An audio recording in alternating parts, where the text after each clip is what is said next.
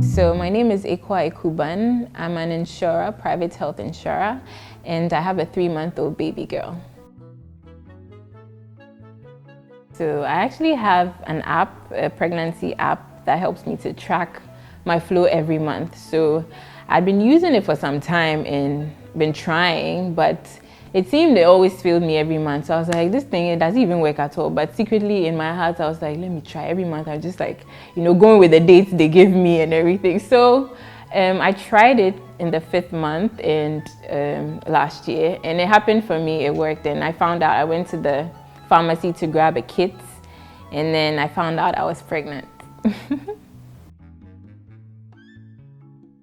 So I could actually say I enjoyed like every bit of my pregnancy. Like, I did not have any morning sickness. I didn't have nothing at all. It was a breeze. It was a walk in the park. People were extra nice to me, like at the office. Like, if I just had to say, oh, I think I want to eat blue fruits. The next thing somebody goes to grab it for me.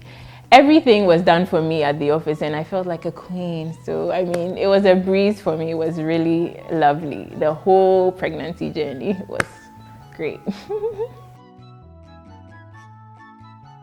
There were some days, sometimes your hormones are raging all over the place. Some days, it's like you're hungry and something is telling you to just cry, You don't even have a reason for crying. You just want to cry, and then when you're done, then you go and get yourself, something to eat, and then you actually think back and wonder, but why was I even crying at all? But yeah, so my hormones were a bit all over the place, and then I think I had a bit of swelling in my foot, which it didn't really hurt, but that was just the challenge I had during my pregnancy. Aside that, everything was fine. So my boss was gracious enough to give me 1 week off work before I was to deliver, before my due date. So I think on the Friday before I delivered on Saturday morning. The Friday evening, I had gone around, during the day, I had gone around town buying stuff. I was at Melcom, I was at Palace, I was everywhere just trying to tie loose ends before the delivery. I'd met a lot of people even, so even when I told them I delivered on Saturday, they're like, what? So I was around town. In the evening, I went to my parents' place, and after eating some kokonte and groundnut soup, I was relaxing in the sofa.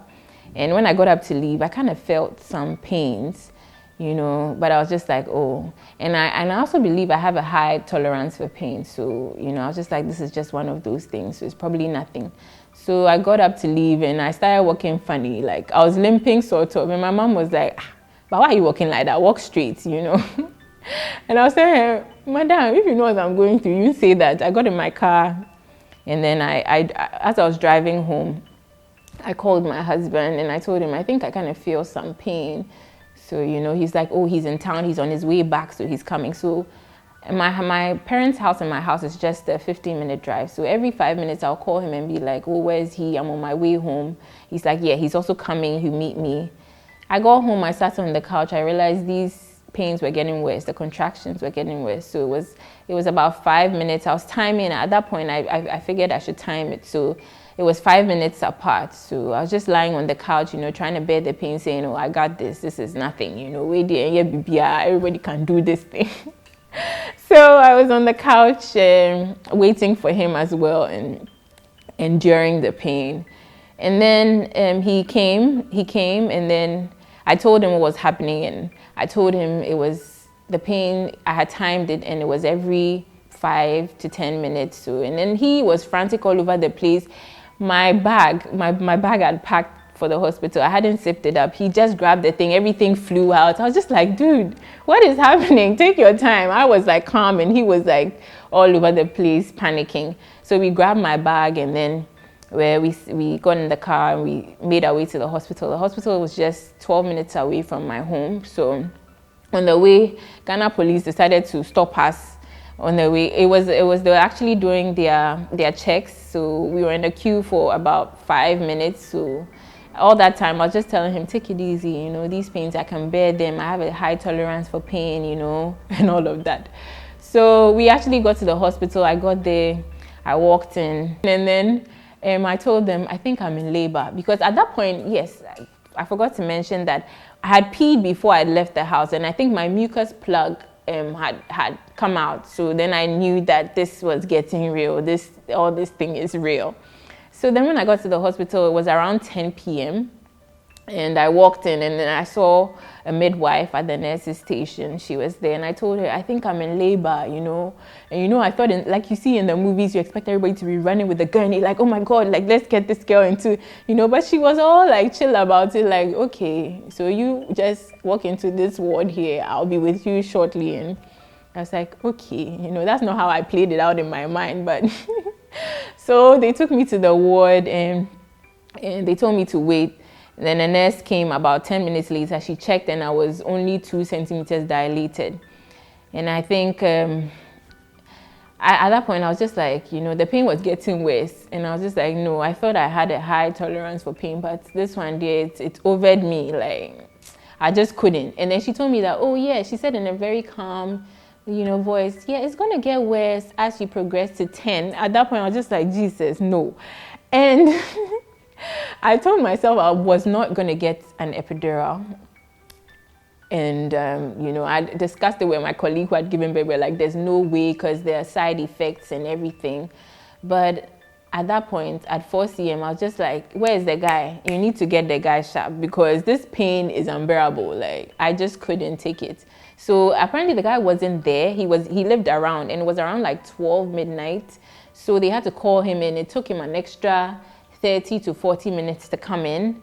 So he came in, and then he finally gave me the dose. I think he gave me a little dose, because in the next hour or two, the thing had worn off, and I could feel every single thing, everything. I felt it.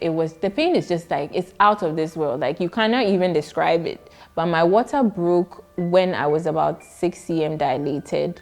Yeah, at that point, I was just pacing the ward, the labor ward, like waiting.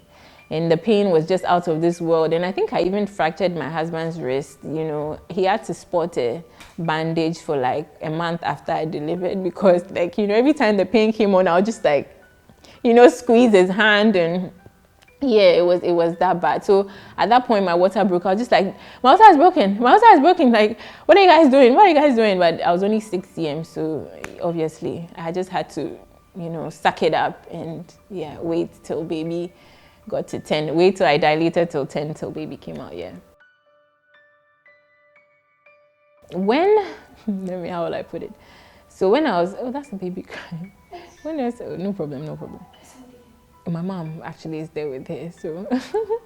So when I was, I was 2 centimeters dilated, I had to wait. And when it was finally time, after suffering all those hours of contractions and whatnot, I was told to lie, you know, open my legs, and and then they told me that, oh, they can see the head. The midwife was like, I can see the head, just push a bit more, and the baby is going to come out, push a bit more. At that point, I just had no energy, like, in me anymore. I think I'd been screaming before that, so all the energy had just left my body. So I don't even know, there's no word, like, I don't think there's no word to describe the pain you actually go through. It's out of this world, really, literally. People say, oh, immediately you deliver, you forget, but the baby, should I? Okay, I'll be right back. Oh, Zenzi. So I was asked to push, and I just couldn't, and I could hear them saying, oh, the head is just there, just push the thing. I'm like, I don't have energy, but I don't know where I got that strength from. I just decided to push, like, with everything I had, and she came out. So, but the pain was really out of this world. I'm telling you, me kaya, like, hey, that pain. So when I saw her, there was a certain peace that came over me. I know people speak about love, some love that fills your heart. I felt a certain peace, you know, and then also I was tired, because I had labored for about 8 hours, and I was drained. So they put her on me. I saw her face, and there was a certain peace. I was just thankful that everything was fine. She had all 10 fingers, 10 toes, and she was fine. There was nothing wrong with her. So that I was happy about. And I was just I was just peaceful, like, in this peaceful world, and they took her away to clean her and then dress her up. So that's the feeling I had, feeling of peace. When your child comes into your life is never the same again. I always sing to her, my life is not my own. Because it's like now, it's like there's a human being that is reliant on you.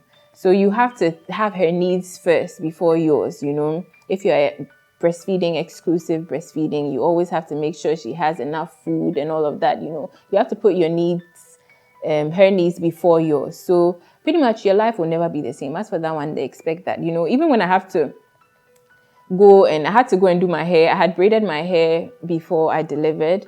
After that, I had to calculate for 1 month how I was going to go about things, so she would be fine, if she would have enough milk, everything just has to be calculated because your life is not the same anymore. If you're going to go out, you have to know, okay, she's going to be hungry at this time, she's going to need this amount of clothes, take this and so and so. So, your life, as for that one, it can never be the same again because there's another human being, a beautiful human being who is, relying on you to take care of them and to nurture them.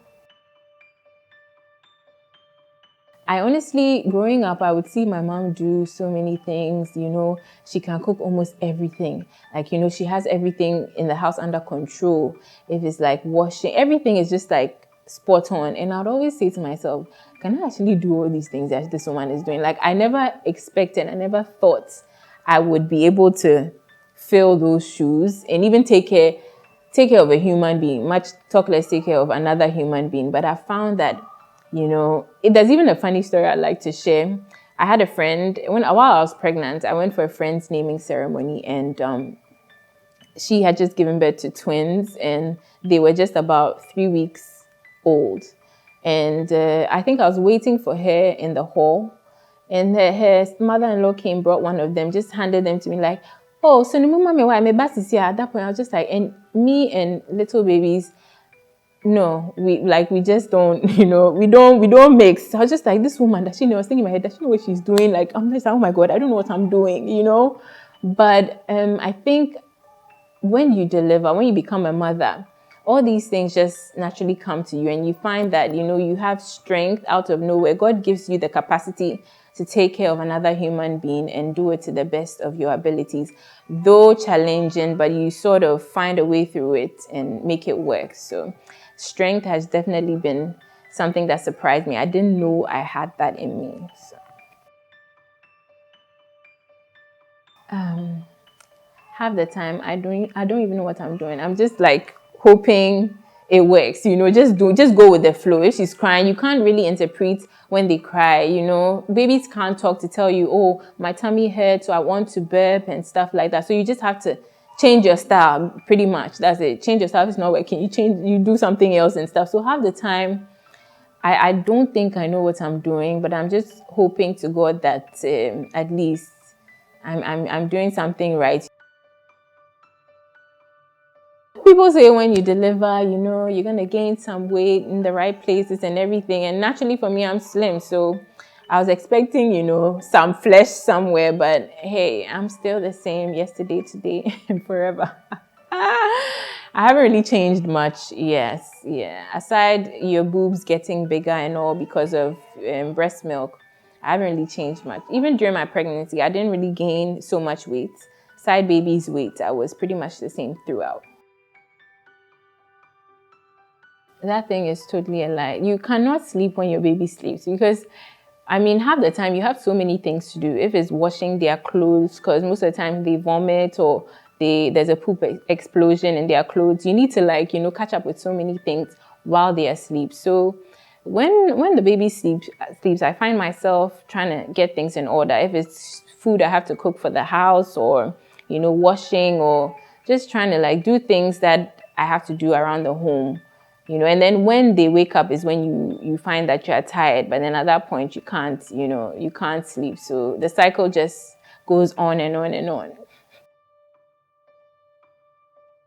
When your baby cries, you just have to figure a way, any way will do to soothe them. If it's dancing, if it's break dancing, or if it's like, you know, making up songs, like you have to do it all. Like, and I find myself like doing everything, you know. I think I have like even like 4 tracks, which I need to even go and record in the studio because I'm always like singing for her and like dancing, making voices, like, you know, talking in different octaves. Like, you know, somebody outside might think I'm even crazy, but anything just to make your baby happy and make them stop crying, you know, because babies, that's what they do. They cry sometimes. And I mean, yes, you have to find a way to soothe them.